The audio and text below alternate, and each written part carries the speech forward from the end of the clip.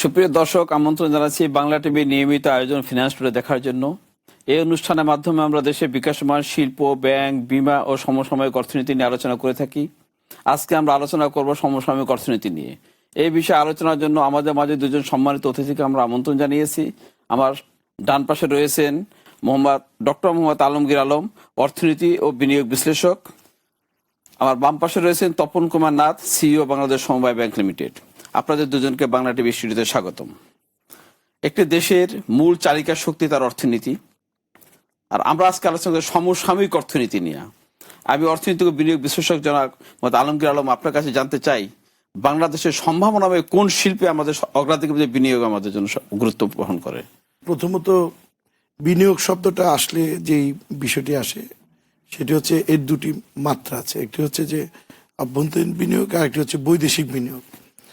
আমাদের দেশে অভ্যন্তরীণ বিনিয়োগটা মূলত বৃহৎ শিল্প এবং মাঝারি শিল্পে হয়ে থাকে, এবং এটি বড় বড় শিল্প উদ্যোক্তারা ব্যাংক ফাইন্যান্সিং এর মাধ্যমে করে। আর যেটি বৈদেশিক বিনিয়োগ, সেটা বিভিন্ন যারা বিদেশি ব্যবসায়ী সংস্থা বা গ্রুপ আছে তারা, এবং যারা ওয়ার্ল্ড ওয়াইড মাল্টিন্যাশনাল কোম্পানিগুলো আছে তারা করে। তো সেদিক থেকে এবং বিভিন্ন বিদেশি বিভিন্ন সময় বিভিন্ন দাতা সংস্থা বিভিন্ন প্রজেক্টে বিজনেস মাইন্ডেড নিয়ে বিনিয়োগ করে। প্লাস পেট্রোলিয়াম কোম্পানিগুলো তারা আমাদের এখানে এক্সপ্লোরেশনে প্রচুর বিনিয়োগ করে। আমরা যেটি দেখি বাংলাদেশের পার্সপেক্টিভে, সেটা হচ্ছে বাংলাদেশের প্রতিটি সরকার সবসময় বৈদেশিক বিনিয়োগকে ফোকাস করেছে, কারণ সেটি বাইরে থেকে এডিশনাল অ্যাডেড অ্যাডভান্টেজ, এটা ফ্রিজ বেনিফিটের মতো। কারণ দেশে যা তারা তো করবে, দেশের ব্যবসায়ীরা করবে, কিন্তু এবং এটার জন্য সরকারের বিভিন্ন সময় বিভিন্ন নামে প্রশাসনিক কর্তৃপক্ষ ছিল, রপ্তানি উন্নয়ন ব্যুরো মতো এরকম। শুধু বৈদেশিক বিনিয়োগ আনার জন্য বিভিন্ন অথরিটি ছিল বিভিন্ন সময়। তো কিন্তু যেটি সমস্যা হয়েছে সেটি হচ্ছে যে আমরা আমাদের দেশে এখন পর্যন্ত ইন ট্রু সেন্স আপনার ওয়ান স্টপ সার্ভিস করতে পারিনি, যার কারণে আমাদের বিভিন্ন সংস্থাগুলো যদিও বাইরের বিনিয়োগকারীদের আকৃষ্ট করছে, বিভিন্ন মিশনগুলো তাদের ফরেন ইনভেস্টরদের আনার জন্য আমাদের যে ইকোনমিক কাউন্সিলর আছে তারাও চেষ্টা করছে।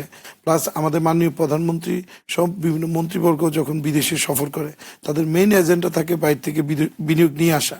প্লাস আমরা দেখেছি বিভিন্ন দেশের রাষ্ট্রপ্রধান, যেমন চীনের রাষ্ট্রপ্রধান এসেছিলেন, তারপর ভারতের প্রধানমন্ত্রী এসেছিলেন, তারপর জাপানের প্রধানমন্ত্রী এসেছিলেন। তখনও কিন্তু সরকারের মেইন ফোকাস থাকে বাংলাদেশে কত এফডিআইটা আনা যায়। এবং আমরা বিভিন্ন সময় বিভিন্ন প্রতিশ্রুতি দেখেছি। আমরা চীনের প্রধানমন্ত্রী যখন আসলেন তখন আমরা সকল পত্রিকার শিরোনাম ছিল হাজার হাজার ইউএস ডলারের বিনিয়োগ, বিলিয়ন ইউএস ডলারের বিনিয়োগ হচ্ছে। তো এই যে ফিগারগুলো আমরা দেখেছি, প্রতিশ্রুতি দেখেছি, কিন্তু ইন ট্রু সেন্স কিন্তু প্রতিশ্রুতি এবং বিনিয়োগটা মানে প্রকৃত বিনিয়োগটা অনেক কমে যায়। তার কারণ হচ্ছে যখন কেউ একটা কমিটমেন্ট করে বা প্রতিশ্রুতি দেয়, তখন সে কিন্তু বাংলাদেশের টোটাল ইনফ্রাস্ট্রাকচার ফেসিলিটিগুলোর অনেক কিছু কনসিডার না করে সে বলে দেয় আমি এত করব, তার আগ্রহ। কিন্তু যখন তারা বিনিয়োগ করতে আসে তখন দেখে বিদ্যুতের সমস্যা, তখন দেখে নিবন্ধনের যে জটিলতা, তখন দেখে জমির যে স্বল্পতা, তখন দেখে বিদ্যুৎ, গ্যাস সহ ইনফ্রাস্ট্রাকচারের প্রবলেম। এই টোটাল যে অবকাঠামোগত এবং বাংলাদেশে টাকা নিয়ে আসা এবং টাকা নিয়ে এসে এখান থেকে লাভ করে লভ্যাংশ নিয়ে যাওয়ার যে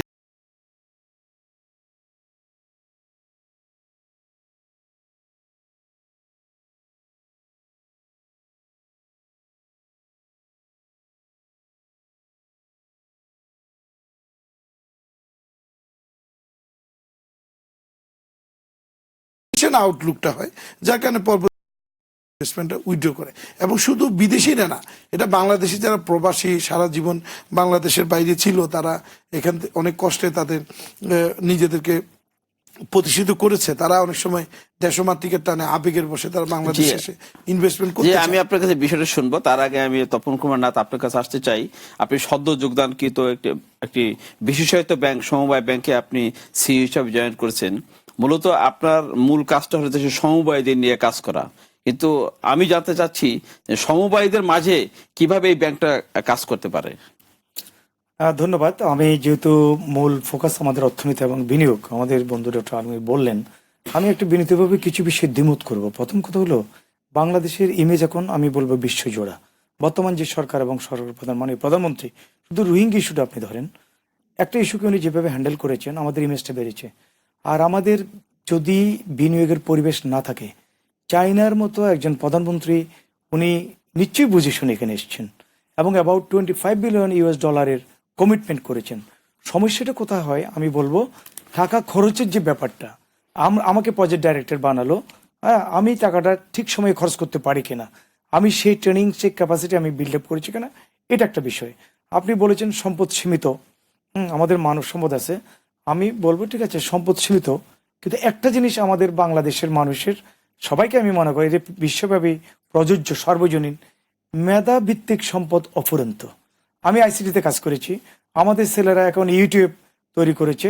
আমাদের যিনি অস্কার পেয়েছে 2বার, নাফিস, উনি কিন্তু অ্যানিমেশন করেছে। মানে আপনি জনসম্পদকে মানব সম্পদের রূপান্তরের কথা বলতে রূপান্তরের চাচ্ছেন। ব্যাপারটা আমি বলছি, ব্যাংক বিমা বিষয়গুলো তো আছেই এবং এগুলা এখন একটা স্ট্রিম লাইনে আছে। কিন্তু আমরা কোন সেক্টর থেকে উৎপাদনমুখী শিল্প আমরা কোন দিকে আমরা বিনিয়োগ করতে পারি? সেটা বলছি, আমি তো বর্তমানে একটা ব্যাংকের দায়িত্ব নিলাম, কিন্তু আমি বলতে চাচ্ছি যে আমি ইন্ডাস্ট্রিতে ছিলাম 4 বছর।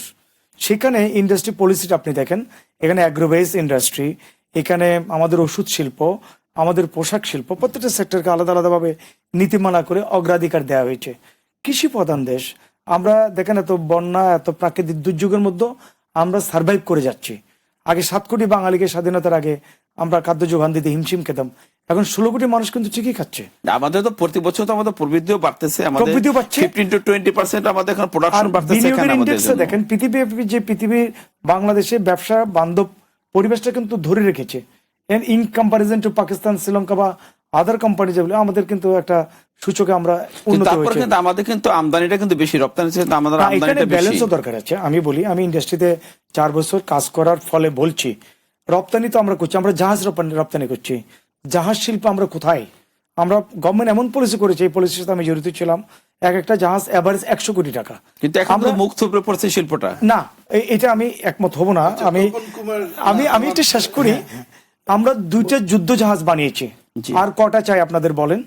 অ্যাজ পার এক্সাম্পল, ইন্ডিয়াকে আমরা 2টা জাহাজ সাপ্লাই করেছি গত মাসেই, ভারতকে, আমাদের প্রতিবেশী ঠিক দেশকে। আছে, আমরা তো বিভিন্ন সেক্টর আমাদের অগ্রগতি আছে, কিন্তু আমি যে কথা জানতে চেয়েছিলাম আলমগীরের কাছে, আমরা অগ্রাধিকার ভিত্তিতে কোন সেক্টরটাকে আমরা উৎপাদনমুখী শিল্পে আমরা যেতে চাই। এখন আমি বলছি আইসিটি ধরেন, অ্যাজ ফর এক্সাম্পল আইসিটিতে 600 থেকে 700 বিলিয়ন US ডলার ইনভেস্টমেন্ট। আমাদের মাননীয় প্রতিমন্ত্রী জুনায়েদ আহমেদ পলক কিছুদিন আগে বলেছেন, আমাদের অ্যাডভাইজার সজীব ওয়াজেদ জয়, মাননীয় প্রধানমন্ত্রী ডিভিশনের মানে এটার মন্ত্রী। টেলিকম ধরেন, আমরা বঙ্গবন্ধু স্যাটেলাইটও এখন আমরা এই ডিসেম্বরে বা জানুয়ারিতে এটা উৎক্ষেপণ হবে বা আমরা চালু করব। যদি আমাদের নিজস্ব স্যাটেলাইট থাকে, আমাদের ডাটা ম্যানেজমেন্ট, আমাদের সফটওয়্যার বানানো, ডাটা মাইনিং করা, এই দিকে কেন আমরা যুবকদের? আমি আসবো এই ব্যাপারে আপনার কাছে। আমি জানতে চাচ্ছি, আমরা উৎপাদনমুখী শিল্প যদি না হয় তাহলে আপনাদের সমৃদ্ধি এগিয়ে যাবে না। আমি মেইন ফোকাস আপনার যেহেতু আজকের আলোচনা এই জায়গায়, আমি এখানে সীমাবদ্ধ থাকতে চাই। প্রথমত হচ্ছে যে আমরা আসলে আমাদের দেশ যেহেতু কৃষি প্রধান, এটা উৎপাদনের সাথে রিলেটেড। সেম হচ্ছে আমাদের ইন্ডাস্ট্রিগুলো, আমরা এখন মূলত আমদানি নির্ভর অর্থনীতির দিকে আমরা টার্ন করেছি, এবং আমাদের যে ইন্ডাস্ট্রি বৃহৎ শিল্পগুলো আছে সেগুলোর বেশিরভাগ কাঁচামাল এখন বাইরে থেকে আমদানি করে আমরা এখানে ওটার পণ্যের মানে প্রান্তিক পণ্যটা আমরা তৈরি করছি। তো কিন্তু সমস্যা যেটা, সেটা হচ্ছে আমরা যদি আমাদের ডোমেস্টিক ইকোনমি থেকে বা ডোমেস্টিক যে প্রোডাকশন সেক্টর থেকে যে প্রোডাক্টটা কাঁচামাল হিসেবে পাচ্ছি, সেই প্রোডাক্ট থেকে যদি আমরা পরবর্তীতে আমাদের মানে সেটাকে মডিফাই করে আমরা যদি আমাদের ভারী ইন্ডাস্ট্রিগুলোকে সাজিয়ে সেখান থেকে আমরা এন্ড প্রোডাক্টটা পেতে পারি, তাহলে মূলত দেশের টাকা দেশে থাকবে। উদাহরণস্বরূপ আপনি দেখেন, আমরা আগে দেখতাম পাট বাংলাদেশের প্রধান অর্থনৈতিক প্রোডাক্ট ছিল, এখন বাংলাদেশের প্রধান অর্থনৈতিক প্রোডাক্ট হয়ে গেছে পোশাক খাত। পাটটা কিন্তু আস্তে আস্তে করে 2, 3, 4 নম্বরে চলে গেছে, এবং পাট থেকে যে ইন্ডাস্ট্রি সেক্টরগুলো ছিল, আপনার কটন ইন্ডাস্ট্রি, তারপর পরবর্তীতে আরো যে গার্মেন্টস সেক্টর, প্লাস আরো যে কুটির শিল্প সহ বিভিন্ন তাঁত শিল্প সহ যে সেক্টরটা ছিল পাট কেন্দ্রিক, সেগুলো কিন্তু আস্তে আস্তে অনেকগুলো আমরা কিন্তু পৃথিবীতে পাটের জিনের মালিক আমরা, অর্থাৎ এটার গবেষণা করে আমরা সারা পৃথিবীতে পাটের জিনের জিনোম আমরা আবিষ্কার করে বা জিন রহস্য আবিষ্কার করে আমরা সেটার প্যাটার্ন নিয়েছি। এখন আমরা যদি এখান থেকে নিজেদের সিজনাল বিভিন্ন সিজনে বিভিন্ন রকম পাট উৎপাদন করার মতো করে সেটাকে যদি ইন্ডাস্ট্রির উপযোগী করে আমরা গুডস আকারে যদি আমরা এক্সপোর্ট করতে পারি আমরা তাহলে করতে আমাদের পারি। জন্য কিন্তু এবং একদম আমাদের আমরা- এই কাঁচামাল এটা কিন্তু আস্তে আস্তে যতদিন যাচ্ছে কৃষকরা পাট চাষে অনাগ্রহী হচ্ছে, কারণ তারা পাট উৎপাদন করার পরে সবসময় একসময় দেখা যায় সরকার পাট কিনছে ন্যায্য দামে, আরেক সময় সরকারের হয়তো সিদ্ধান্ত দেরি করে নিচ্ছে, যার কারণে পাটের যে পাটছে আমরা- সেটি কিন্তু আমরা- দেরি হচ্ছে। আমরা পাট দেব নিয়ে ছোট্ট একটু- একটি বিরতি পরে সেই বিষয়টি আমরা বিস্তারিত শুনবো। দর্শক, আমরা নিচ্ছি ছোট্ট একটি বিরতি, আমাদের সঙ্গেই থাকুন।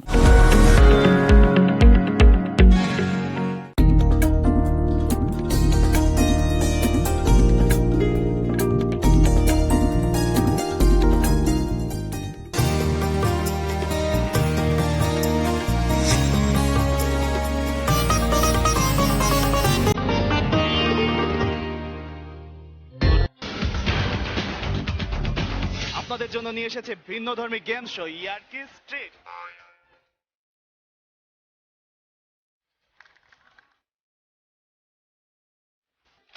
ভোটের বয়স 18 কিন্তু বিয়ের বয়স 21 কেন? তার লুক পুরোটা পরিবর্তন করব মেকআপের মাধ্যমে।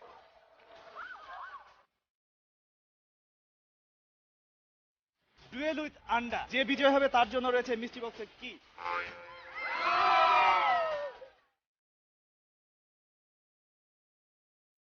এবং কথা দিচ্ছি আমাদের সাথে থাকা পুরোটা সময় আপনার অনেক উপভোগ করবেন।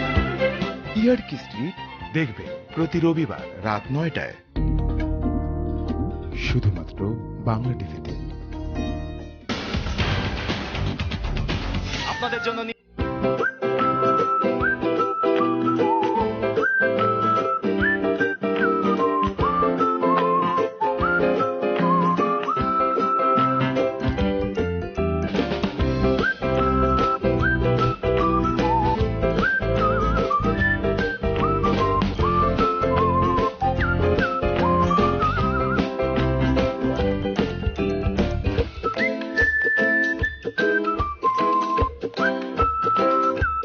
বিশ্ব ভ্রমণ বিষয়ক বিশেষ অনুষ্ঠান ইউরোপের পথে পথে দেখবেন প্রতি শনিবার রাত 9:30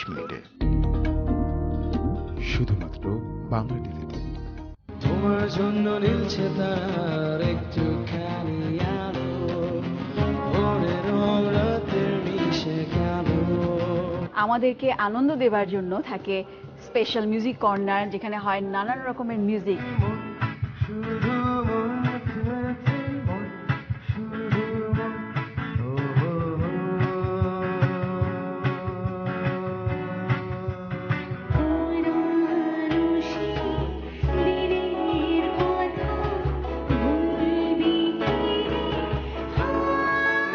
যৌবনের উচ্ছলতায় হঠাৎ থাকবে ঘুরি আমার মাথা ঘরের গান ভালোবেসে গান দেখবেন মঙ্গলবার রাত 8:30 শুধুমাত্র বাংলা টিভিতে। তোমার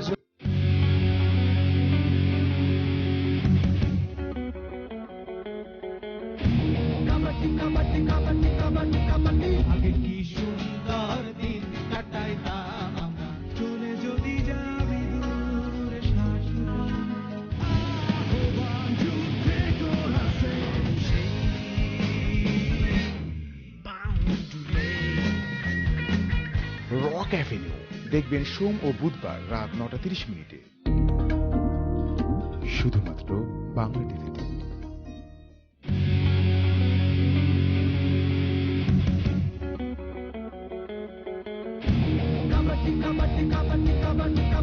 আগে কি সুন্দর দিন কাটাইতাম আমরা, চলে যদি যাবি দূরে শাশুড়ি।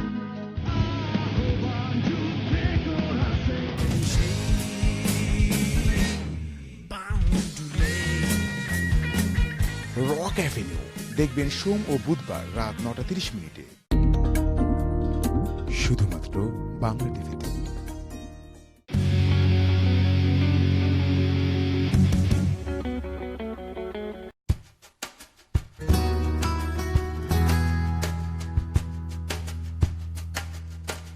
আমার বাবা আব্দুল কুদ্দুস উনি খুবই স্বপ্ন দেখেছিলেন।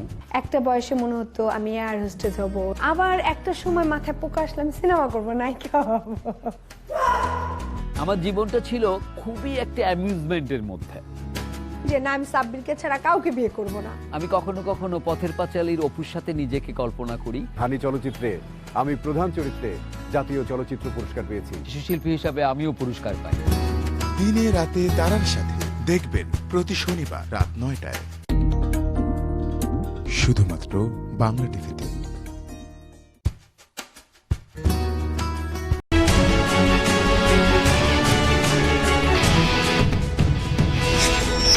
নির্বাচনে সুন্দর সমাধান হতে পারে একটি মাত্র পন্থায়, তা হলো সংগ্রাম। যে কোনো বিবেচনার ঊর্ধ্বে হলো মানবিক বিবেচনা। এই সরকার উন্নয়নকে গণতন্ত্রের মুখোমুখি দাঁড় করিয়ে দিয়েছে, এটা আইইউবিও ফর্মুলা।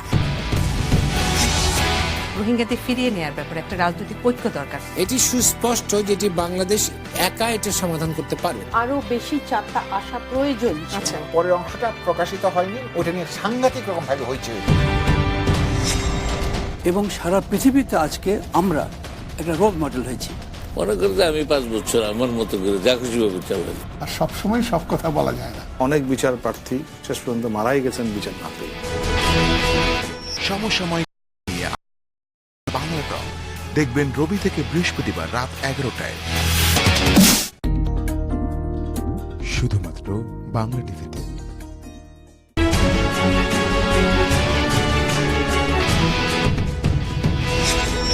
এই নির্বাচনে সুন্দর সমাধান হতে পারে একটি মাত্র পন্থায়, তা হলো সংগ্রাম। আমরা এই মুহূর্তে আছি জাতীয় সংসদের সামনে। ম্যাজিশিয়ানের কাজ হচ্ছে সত্যিকে মিথ্যে করে দেখানো।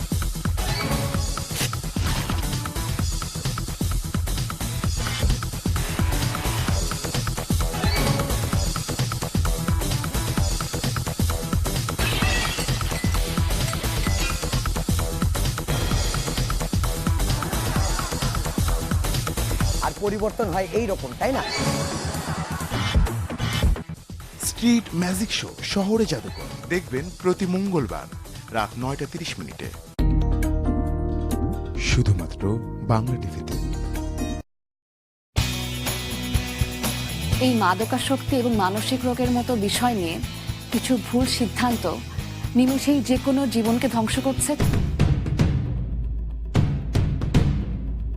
বেশি মাত্রায় ঘুমের বড়ি খাচ্ছেন, উনি যদি চট করে বন্ধ করতে যান তাহলে ওনার খিঁচুনি উঠতে পারে। What is life, what is life, what is life. মাদকাসক্তি রোধে সরকার ও পরিবারের করণীয়। The addiction is not actually crime. আমাদের এই জায়গাটা থেকে একটু উঠে আসতে হবে। আমাদের ভালো থাকতে হলে মাদক নিয়ে ভাবতে হবে। রিকভার করতে কিন্তু সে একা পারবে না, তাকে সবার সাহায্য দরকার। বাঙালি বাঙালি প্রাণে আজও বাঁচে মনুষ্যত্ব। যুগে যুগে ইতিহাস বলে মানবতা বাঙালিত্ব। সচেতনতামূলক অনুষ্ঠান প্রমিসেস জানতে চাই দেখবেন প্রতি সোমবার রাত 9টায় শুধুমাত্র বাংলা টিভিতে। এই মাদকাসক্তি এবং মানসিক রোগের মতো বিষয় নিয়ে কিছু ভুল সিদ্ধান্ত নিমেষেই যে কোনো জীবনকে ধ্বংস করছে। বেশি মাত্রায় ঘুমের বড়ি খাচ্ছেন, উনি যদি চট করে বন্ধ করতে যান তাহলে ওনার খিঁচুনি উঠতে পারে। What is life, what is life, what is life. মাদকাসক্তি রোধে সরকার ও পরিবারের করণীয়। The addiction is not actually crime. আমাদের এই জায়গাটা থেকে একটু উঠে আসতে হবে। আমাদের ভালো থাকতে হলে মাদক নিয়ে ভাবতে হবে। রিকভার করতে কিন্তু সে একা পারবে না, তাকে সবার সাহায্য দরকার। বাঙালি বাঙালি প্রাণে আজও বাঁচে মনুষ্যত্ব। যুগে যুগে ইতিহাস বলে মানবতা বাঙালিত্ব। সচেতনতামূলক অনুষ্ঠান প্রমিসেস জানতে চাই দেখবেন প্রতি সোমবার রাত 9টায় শুধুমাত্র বাংলা টিভিতে। এই মাদকাসক্তি এবং মানসিক রোগের মতো বিষয় নিয়ে কিছু ভুল সিদ্ধান্ত নিমেষেই যে কোনো জীবনকে ধ্বংস করছে। বেশি মাত্রায় ঘুমের বড়ি খাচ্ছেন, উনি যদি চট করে বন্ধ করতে যান তাহলে ওনার খিঁচুনি উঠতে পারে। What is life, what is life, what is life. মাদকাসক্তি রোধে সরকার ও পরিবারের করণীয়। যে addiction is not actually crime. আমাদের এই জায়গাটা থেকে একটু উঠে আসতে হবে। আমাদের ভালো থাকতে হলে মাদক নিয়ে ভাবতে হবে। রিকভার করতে কিন্তু সে একা পারবে না, তাকে সবার সাহায্য দরকার। বাঙালি বাঙালি প্রাণে আজও বাঁচে মনুষ্যত্ব, যুগে যুগে ইতিহাস।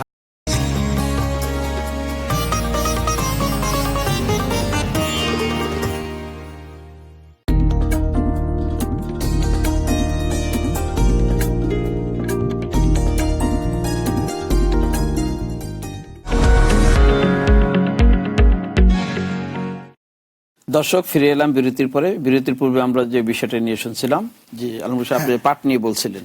আমি পাটটা হচ্ছে একটা সিম্বলিক প্রোডাক্ট। আমাদের দেশে টোটাল কৃষিখাতে যে প্রোডাক্টগুলো উৎপাদন হচ্ছে, সেই প্রোডাক্টগুলোকে যদি আমরা তুলা সহ পাট সহ ওই প্রোডাক্টগুলোকে যদি আমরা পরবর্তীতে ইন্ডাস্ট্রিয়ালাইজেশনে ভালোভাবে কাজে লাগাতে পারি, যেমন আমরা দেখি যে আম থেকে কিন্তু জুস সহ অনেক কিছু তৈরি হচ্ছে।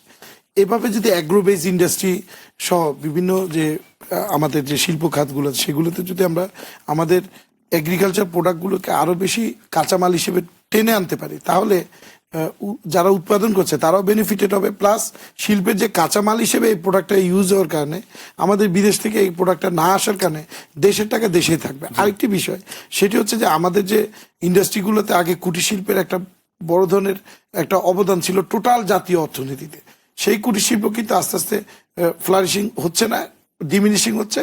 মাঝারি এবং ভারী শিল্প এটাকে রিপ্লেস করছে, কিন্তু কুটির শিল্পের ব্যাপকতা বা পরিধিটা অনেক বড় ছিল। যেমন পণ্যের বহুমুখিতার কথাটা এখানে ইম্পর্টেন্ট। পোশাক শিল্প আজকে বাংলাদেশের প্রতিটা জেলা উপজেলা পাড়া মহল্লায় ছড়িয়ে গেছে বিভিন্ন গার্মেন্টস ইন্ডাস্ট্রিগুলো, কিন্তু এখানের মধ্যে একসময় কিন্তু আমরা 100% কিন্তু আমরা বাইরে থেকে কাঁচামাল আনতাম। আপনি যেটা বলছেন, আমাদের বেসিক র ম্যাটেরিয়ালসটা যে জায়গাটা আছে এই জায়গাটাকে আমরা শিল্পায়নের দিকে যেতে হবে। আর একই সাথে আমাদের যে কথা আসছে আমাদের ক্ষেত্রে পণ্যের বহুমুখিতা, আমরা শুধু পোশাক খাতের উপর ডিপেন্ড না করে আমরা যদি নতুন নতুন পণ্য আমরা রপ্তানি খাতে যোগ করতে পারি এবং নতুন নতুন বাজার সম্প্রসারণ করতে হবে। অর্থাৎ আমরা এখন ইউরোপ নিয়ে আছি, হঠাৎ করে ইউরোপ যদি চলে যায়, কোটা চলে যায়, আমেরিকাতে কোটা চলে যায়, তাহলে আমাদের সাথে সাথে নতুন বাজার সৃষ্টি করা, পণ্যের উৎপাদন বাড়াতে হবে, পণ্যের বহুমুখিতা, রপ্তানিকৃত পণ্য এবং শিল্পায়নকৃত পণ্যের বহুমুখিতা বা আইটেম বাড়াতে হবে, সাথে বাজারটাকে বড় করতে হবে। জি, তপন কুমার নাথ যে বিষয়টা বলছিলেন যে আমাদের মানব সম্পদ তো আছে, এটা আমাদের মানব সম্পদ। প্রথমত আমরা ডোমেস্টিক মার্কেটে মানব সম্পদকে ইউটিলাইজেশন বিভিন্ন আমরা যে বাইরের সাথে যে সফটওয়্যার গুলো করা, কল সেন্টার করা, তাদের মেডিকেল ট্রান্সক্রিপশনিস্ট সহ, তারপর আইটি খাতে তাদের কাজে লাগানো, প্লাস এখান থেকে আমরা উচ্চ ক্যাটাগরি মানব সম্পদকে যদি আমরা আইসিটিতে ডেভেলপ করে বাইরে যদি আমরা এক্সপোর্ট করতে পারি, সেক্টরকে আমরা অগ্রাধিকার দেব। জি, এই বর্তমান মানে সমসাময়িক অর্থনৈতিক ট্রেন্ড কোনটা এটা বলতে চাচ্ছেন। এই ক্ষেত্রে আমি বলতে চাই, আমি ইন্ডাস্ট্রিতে 4 বছর ছিলাম, পাট মন্ত্রণালয়ে ছিলাম আমি প্রায় 2 বছর। সেখানে পাটটাকে আমরা ঘুরে দাঁড় করিয়েছি। যদি পাট নিয়ে উনি কথা বললেন, তো খুব ভালো একটা প্রসঙ্গ নিয়ে এনেছেন। এখন আপনি মিডিয়াতে পাবেন পাটের দিন সুদিন ফিরেছে, এইগুলো আপনি পেপার কাটিং পাবেন। আমাদের মাননীয় মন্ত্রী ইমাজউদ্দিন প্রামাণিক এমপি, তিনি অত্যন্ত সিনিয়র মোস্ট 6বার এমপি, ওনার অভিজ্ঞতা। আবার আমাদের তরুণ বলবো তুলনামূলকভাবে জনাব মির্জা আজম, আমাদের মাননীয় প্রতিমন্ত্রী মহোদয়, এমনভাবে পাট আইনের আমি কিন্তু সদস্য সচিব ছিলাম। পাট আইনটা আমরা ঠিক করেছি, পাট নীতিমালা ঠিক করেছি আমাদের নিজের হাতে। এটা করার পরে পাট এবং বাধ্যতামূলক পাটের চট ব্যবহার, বস্তা ব্যবহার করা যখন আসলো, তখন ঘুরে দাঁড়ালো পাট। এবং এটার যে বহুমুখী ব্যবহার, আমাদের দেখবেন ইভেন কি স্যুট শাড়ি পর্যন্ত তৈরি করার আমাদের সে পাট বহুমুখীকরণ একটা কেন্দ্র আছে ফার্ম গেটে। আমরা দুবাই, মিশর, তেহরান, ইরান বিভিন্ন জায়গায় আমরা পাট বিক্রির জন্য একটা প্রতিনিধি দল গিয়েছি। সেখানে দুবাইতে পাট কাউন্সিল করার সময় আমি উপস্থিত ছিলাম। তারা বলছে আপনারা একটা জুট কাউন্সিল করো, তোমরা আফ্রিকাতে পাঠাও, ইউরোপে পাঠাও, আমাদের মধ্য দিয়ে যেতে হবে। যে কথা আলমগীর সাহেব বলছিলেন যে আপনাদের ক্ষুদ্র মাঝারি শিল্পের বিকাশের কথা বলছে, আমরা যদি পাটটাকে যদি আমরা ধরে নেই যে আমাদের বেসিক আমরা ক্ষুদ্র বা মাঝারি শিল্পের বিকাশ যদি আমরা এটা পণ্য বহুমুখীকরণ করতে পারি, তাতে এখান থেকে তো আমরা ঘুরে দাঁড়াতে পারি। আমি ক্ষুদ্র মাঝারি শিল্পের ব্যাপারে একটা কথা বলি, আমি ইন্ডাস্ট্রিতে ছিলাম। আমি যেহেতু ইন্ডাস্ট্রি নিয়ে R&D দেখতাম, রিসার্চ অ্যান্ড ডেভেলপমেন্ট, এখন আমি গবেষণায় করি। সেটা হলো আমাদের এখানে কি 2টা ডিভিশন প্রয়োজন? আসলে 2টা ডিভিশন প্রয়োজন। এটা আমার মতে আপনি যদি SME কে ফোকাস করেন, এটা এক ধরনের নীতিমালা হবে, আর হেভি ইন্ডাস্ট্রি আরেক ধরনের হবে। আমরা 30 তারিখ ওয়ার্ল্ড অ্যাসোসিয়েশন অফ SME একটা কনফারেন্সে মাননীয় মন্ত্রী যাচ্ছেন, শিল্পমন্ত্রী যাচ্ছেন। আমি যারা শিল্প উন্নয়নে জড়িত এসএমইর সাথে যে তাদের আমি ইনভাইট করি, আমার সাথে যোগাযোগ করলে হবে। আমি এটার বাংলাদেশে পার্মানেন্ট রিপ্রেজেন্টেটিভ অব ওয়াজমি 30 তারিখ 1 তারিখ 2 দিন এসএমই কনফারেন্স হবে। এখন এসএমইর আগে কি কিছু আছে? এসএমইর আগে একটা ব্যাপার আছে, এটাকে বলে micro small and medium industries. এখন যে মেয়ে কাঁথা সেলাই করে গ্রামগঞ্জে, তার 200 টাকার সুতার জন্য সে চিন্তা করে, সে 2000 টাকার কাঁথা বিক্রি করে। আমি কেউ তারে তো 5000 টাকা লোন দেওয়ার ব্যবস্থা রেখেছি কি? আমি যদি এসএমই কে ডিফাইন করি 50 লক্ষ টাকা পুঁজি না থাকলে, উদাহরণস্বরূপ বলছি, তাহলে আপনি এসএমই হবেন না, আপনি লোনও পাবেন না। এই জিনিসগুলোকে আমরা গবেষকরা নতুন করে দেখছি যে কাকে এসএমই বলবো। এর আগে মাইক্রো এসএমই এরকম একটা ইন্ডাস্ট্রি মন্ত্রণালয় হয়েছে ভারতে। আমি আলমগীর সাহেবের কাছে আসতে চাচ্ছি, সেটা হলো যে আমাদের ব্যাংকিং সেক্টর বর্তমানে একটা অস্থিরতা বিরাজ করতেছে, এখানে প্রচুর অলস শর্ত পড়ে আছে, কিন্তু এখানে বিনিয়োগ বাড়ছে না। এই কেন হচ্ছে না এই বিষয়টা নিয়ে? ব্যাংকের মেইন অর্থ যে রোলিং করে সারা বাংলাদেশের সকল ইনকাম গ্রুপের মানুষের টাকা ব্যাংক নিয়ে, ব্যাংক সেটাকে বিনিয়োগ হিসেবে ইন্ডাস্ট্রি সেক্টরে মেইনলি এটা ইনভেস্ট করে। তো সেদিক থেকে, এবং ইনভেস্টমেন্টের সবচেয়ে বড় খাত হচ্ছে ভারী ও মাঝারি শিল্প খাত। ভারী ও মাঝারি শিল্প খাতে যেটি দেখা যাচ্ছে সেটি হচ্ছে প্রথমত বেশ কিছু ব্যাড লোন মার্কেটে চলে গেছে, যারা ইন্ডাস্ট্রির নাম দিয়ে অরাজকতা করেছে এবং টাকা মেরেছে, এবং তারা পালিয়ে গেছে বিদেশে এমনকি, অথবা তারা বিভিন্ন মামলা মোকদ্দমা করে ব্যাংক সেক্টরকে হয়রানি করেছে। ভুয়া কাগজ, জমি জমার কাগজ দিয়ে যা মানে সিকিউরিটি বিনিয়োগ করতে অনেক বেশি আপনার আমলাতান্ত্রিক জটিলতা এবং সময় ক্ষেপণ করে। প্লাস হচ্ছে ইন্টারেস্ট রেট, এখন রিসেন্টলি ইন্টারেস্ট রেটের নিম্নমুখী, এটা একটা খুবই পজিটিভ ভারী এবং মাঝারি শিল্পের ইনভেস্টমেন্টের জন্য। কিন্তু একসময় এটি 17-18 সার্ভিস চার্জ 20% পর্যন্ত ছিল, এখন সেটি 10-12-13% নেমে এসেছে। তো এদিক থেকে এখন আস্তে আস্তে যারা প্রকৃত শিল্প উদ্যোক্তা তারা ব্যাংক থেকে লোন নিয়ে বিজনেস করার চেষ্টা করবে। তবে হ্যাঁ, বিদেশ থেকে তো 5% ইন্টারেস্টে বাংলাদেশ ব্যাংকে পারমিশন নিয়ে প্রাণ সহ বিভিন্ন শিল্প গোষ্ঠী এখন লোন নিচ্ছে। তো সেদিক থেকে দেশীয় ব্যাংক থেকে কেন 12 বা 14% ইন্টারেস্টে লোন নিতে যাবে? ব্যাংকগুলোকে ইন্টারেস্ট রেটটা আরো কমাতে হবে। প্লাস হচ্ছে ব্যাংকের জন্য একটা পজিটিভ সাইড, সেটা হচ্ছে উনি বললেন এসএমই খাত, এসএমই লোনগুলো 100%ই এখন পর্যন্ত সফলতা দেখিয়েছে, এবং যারা ছোট ব্যবসায়ী, দোকানদার, ছোট পুঁজির মানুষ, তারা কিন্তু সিকিউরিটি চিন্তা করে, তারা সম্মানের চিন্তা করে, তারা টাকা মারে না। যারা অনেক বেশি বড় ইন্ডাস্ট্রি, তাদের মধ্যে কিছু দুষ্ট প্রকৃতির লোক। আমরা অনুষ্ঠানের প্রায় একেবারে শেষ পর্যায়ে, আমি সর্বশেষ আপনার কাছে আসতে চাচ্ছি, যেটা হলো যে আমাদের মানব সম্পদ উন্নয়ন যে কথা আমরা আনতে চাচ্ছি। আমাদের দেশের 16 কোটি জনগণের মধ্যে সবাই মেধাবী, আমরা বলবো আমরা অত্যন্ত দক্ষ, সততার সাথে কাজ করতে পারি। মানব সম্পদ উন্নয়নের কোন টিপসটা আপনি সবার কাছে মেসেজটা দিতে চান, এই জায়গাটা কাজ করলে আমাদের দেশের বিকাশ সম্পৃক্ত হবে? আমাদের কোথাও R&D আছে কি, রিসার্চ অ্যান্ড ডেভেলপমেন্ট? যদি R&D না হয়, research and development plus training, দেখেন ইউনিভার্সিটিগুলোতে কি পিএইচডি রিসার্চগুলো অ্যাডাকুয়েট ম্যানারে হয়? কোনো প্রাইভেট ইউনিভার্সিটি হয়েছে কোথাও আমি এই সিরামিক গ্লাস নিয়ে আমি এটা রিসার্চ করব? Is there any scope that আমি নর্থ সাউথ ইউনিভার্সিটি কোথাও এটা করব? আমরা এখানে কার ম্যানুফ্যাকচারিং পলিসি করেছি, ইলেকট্রনিক ম্যানেজমেন্ট পলিসিতে আমরা হাত দিয়েছি। কেন আমরা সবকিছু আমদানি নির্ভর হব? আমার কথা হলো আমরা রপ্তানিমুখী, উন্নয়নমুখী, ম্যানুফ্যাকচারিং রপ্তানিমুখী যদি আমরা নজর দিই প্রত্যেকটা সেক্টরে, যদি আজকে পান গ্রুপ এক্সপোর্ট করতে পারে, আজকে যদি কাজী ফার্ম ভালো জিনিস এক্সপোর্ট করতে পারে, এগ্রিকালচার সেক্টর থেকে শুরু করে আইসিটি সেক্টর, আমি বলবো এই বিষয়গুলো থেকে নজর দিয়ে দক্ষ মানব সম্পদ। আমি যে আইসিটিতে লার্নিং আর্নিং পজিটিভ ছিলাম, আমরা সেখানে আমাদের অনুষ্ঠানটা শেষ করতে হচ্ছে। আমি আজকে যে বিষয়টা আমরা বুঝতে পারছি সেটা হলো যে আমাদের দেশীয় যে শিল্পটা আছে, যে আমাদের বেশি র মেটেরিয়ালস ইউজ করে এবং আমাদের জনশক্তিকে মানব সম্পদে রূপান্তরিত করে আমরা যদি শেষ করতে হয়, তাহলে আমাদের মূল অর্থনৈতিক স্রোতে আমরা ফিরে যেতে পারবো। হ্যাঁ, এমনি হচ্ছে আমাদের দেশে যে ম্যান পাওয়ারটা আছে, সেই ম্যান পাওয়ারের সবচেয়ে বড় পজিটিভ সাইড হচ্ছে বয়স গ্রুপটা। আমরা আমাদের দেশের সবচেয়ে উৎপাদনমুখী বয়স গ্রুপটা বেশি, ইয়াং এজ। এই বয়স গ্রুপের মানুষ পরিশ্রম করতে পারে, তারা উদ্ভাবনী ক্ষমতা রাখে, তাদের মধ্যে নিত্য নতুন চ্যালেঞ্জ তারা নিতে পারে।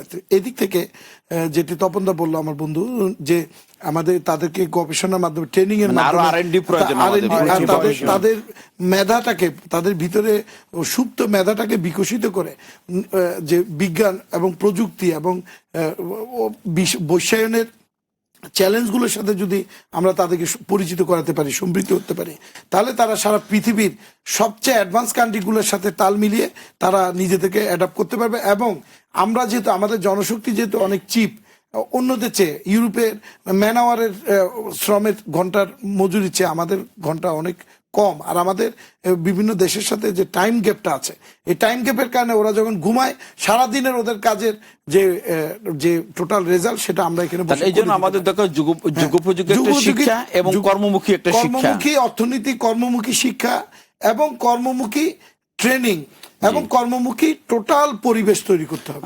তাহলে সবাই ওই তথ্য এবং তথ্য বাদ দিয়ে তারা কাজের দিকে এবং উৎপাদনের দিকে। আপনাদের দুজনকে ধন্যবাদ আমাদের স্টুডিওতে সময় দেওয়ার জন্য। সুপ্রিয় দর্শক, আপনারা শুনছিলেন আমাদের সমসাময়িক অর্থনীতি নিয়ে কথা। আমরা চাই এই দেশ এগিয়ে যাবে, আমরা এই দেশে আরো উন্নয়ন ও গবেষণার কাজে আমরা মনোনিবেশ হবে, এই দেশ এই জাতি একদিন পৃথিবীর বুকে মাথা উঁচু করে দাঁড়াবে। এই ছিল আমাদের আজকের আলোচনা। আমাদের সাথে থাকার জন্য ধন্যবাদ। শুভরাত্রি।